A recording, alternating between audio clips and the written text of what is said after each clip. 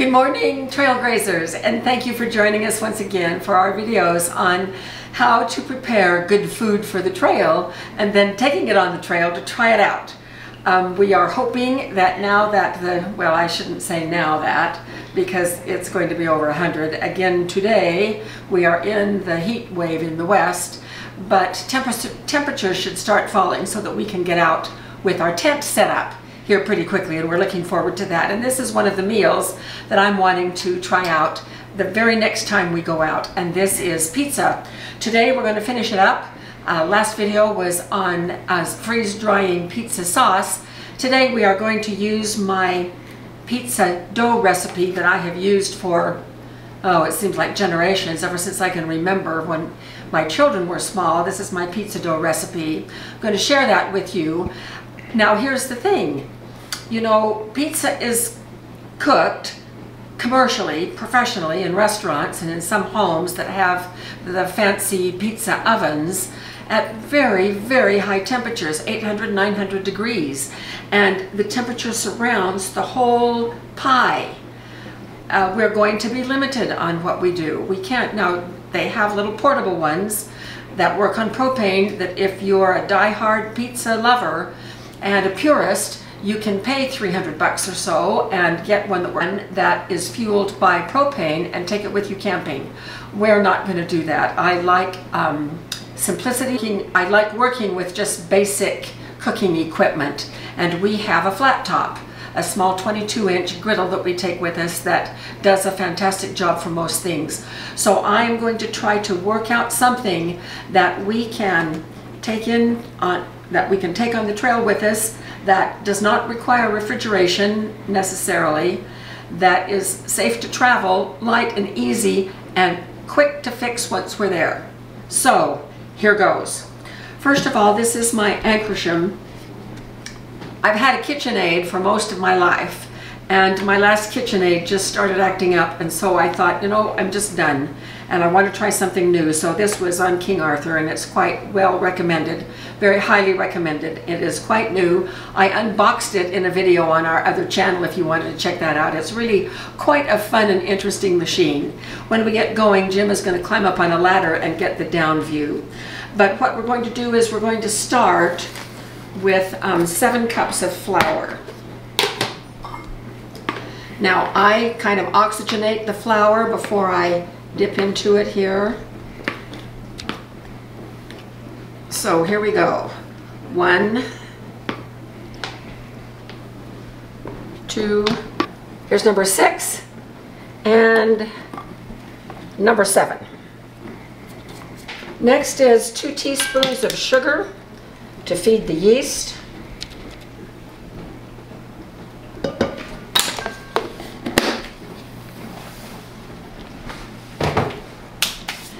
And the last of the dry ingredients is my yeast. And this is instant yeast. I keep it in my freezer at all times. I keep my backups in the freezer at all times. 2 tablespoons, 1 and 2. The next thing I'm going to do is I'm just taking a whisk and I'm just going to mix up the dry ingredients just to give them a little bit of a head start. Now, this is quite a heavy dough. The next thing I'm going to do is I'm going to put the roller in place, and I swing the arm over here and mash this bolt right down into the roller. And I'm going to set the roller about 2 inches from the outside edge. Now, it will still move without a doubt. Then here is the scraper, which goes in right here, and it keeps the side of the bowl scraped. All right, so next is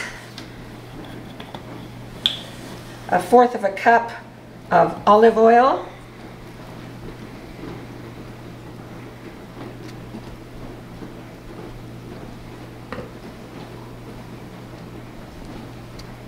And 2 cups of warm water.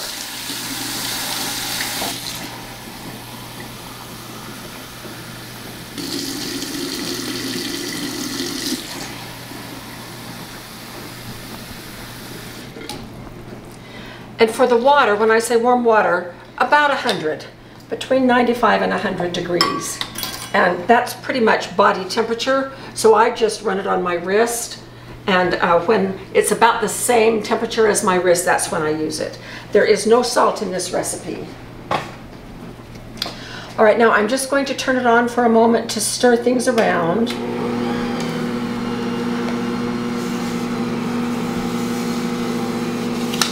All right, it is kneading. I'm going to move it back to 8 minutes, and we will be back when it is all kneaded and the timer stops. So it's looking good now. See you soon. It's about to pop any second.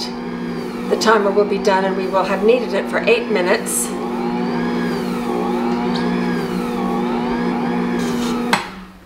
All right, there it is. Now, in order to get this out, I just pull this up.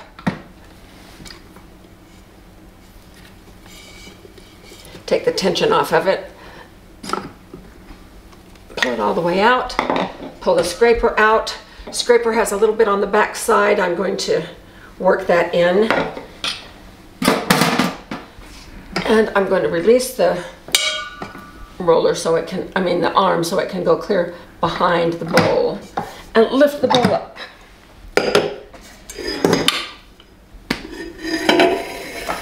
And because the Anckersham is new, I always have to pull the dough out and just double test it by feel to make sure that I like the kneading job that it did. Oh my gosh, this is just wonderful. It's perfect.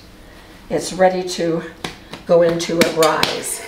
So I'm going to spray the bowl with this baking spray. Go down the top here. Pop it right in there and put the lid on it. And we are good now to let it rise for probably about an hour, maybe even about an hour and a half. So we'll be back when it is ready to roll out. We're way overdue. Do you see how much this top hat has come off the... all the way to the top. I did not catch it in time. So it's fine. I have the flour bowl down here in the sink just so that I can have room. We're going to turn it out. And if this ever happens to you, your dough is not ruined. The yeast is still good. So I'm just going to degas it, deflate it some. And then, since we're going to be making personal pizzas at camp, I'm going to roll this out in very small pieces. So, and when I say very small, I mean like about 7 or 8 inch pizzas.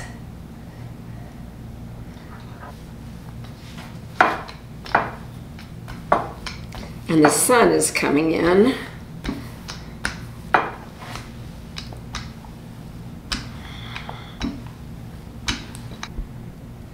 All right, that's right about 7.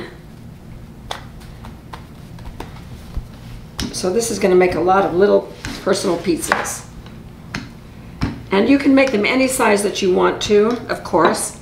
I have some parchment paper here, and I'm just going to plop that right there.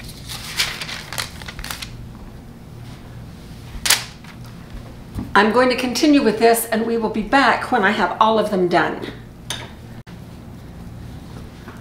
Okay, now let me show you the tools that we're going to be using once we get out there.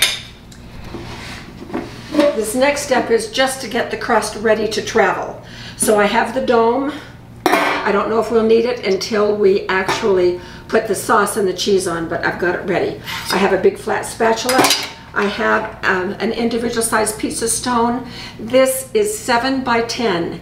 This is the pizza stone that goes in our little tiny Coleman Camp oven that I have baked bread in before. Not the Camp Chef propane oven, but the Coleman oven that's about like this. It's up on our Amazon store.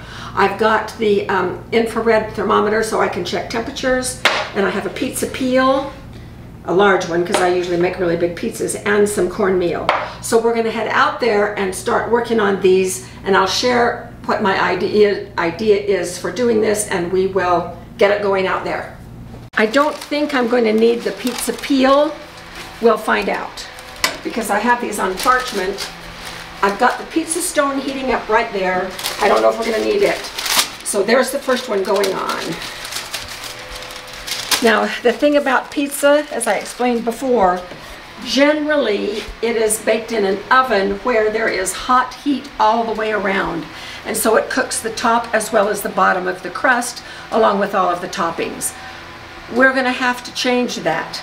We're going to have to change it because we have open air. Now, I do have this little dome that I can put over the top of it while it's cooking. I don't know if that's going to do any good. What I want to do is to set the dough, and that's it. I don't want it baked all the way through. It's going to look a lot like a pita, and I know you can do pizzas on pita bread for kind of a quick way to do it, or you can do them on flour tortillas, but I'm kind of wanting that authentic pizza dough taste for these pizzas. These are going to be thick, thick, thick, and I want them to be not all the way browned, but I want the dough to be set. So I'm going to get another one on.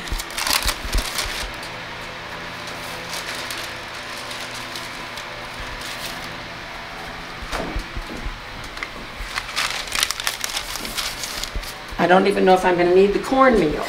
Okay, I went in the house and made a couple of these much thinner. I think they're going to work better.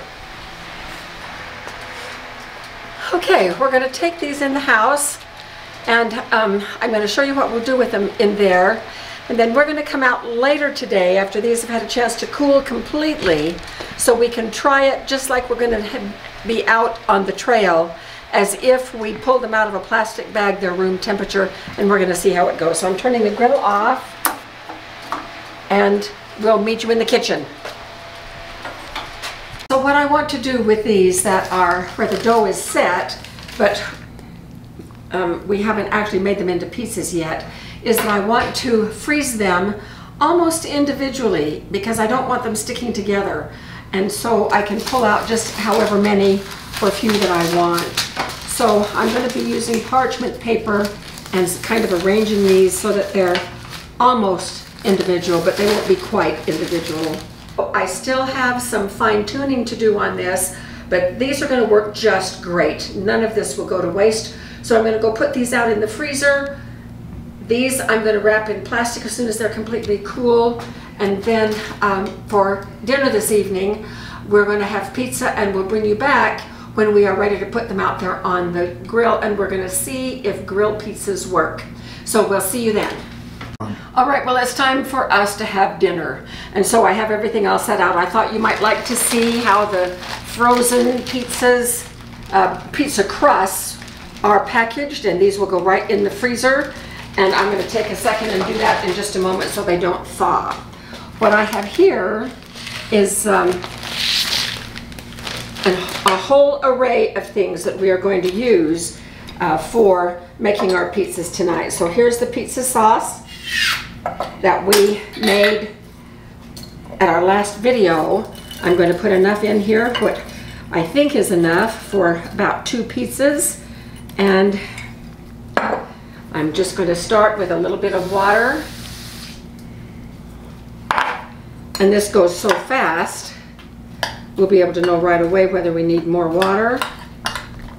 And we do just a little bit.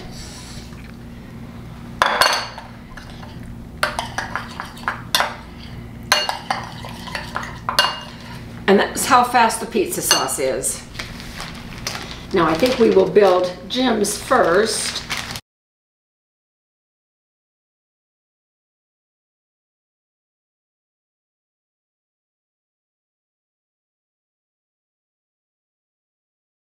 Okay, now I'm going to move this one over here, and I'm going to pull out mine. Mine is deep dish.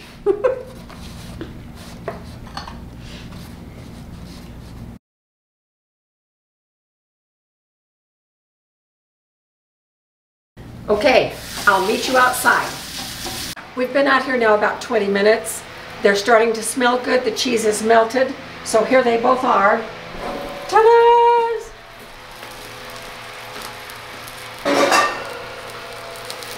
So we're going to turn these off. And, ooh, that is hot. I'm going to put that one right there. And then this one, I'm going to put on the peel.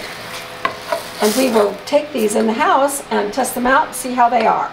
So we'll meet you in the house. Here we have it. Here is mine. They're not super duper hot, not sizzly hot. Let's see what the bottom looks like. Not too bad. You can see that. Yep. Okay. See what the bottom on this one looks like. Yeah. Okay. So I'm going to take a bite of mine. We'll see how it compares to real pizza. It's not hot enough.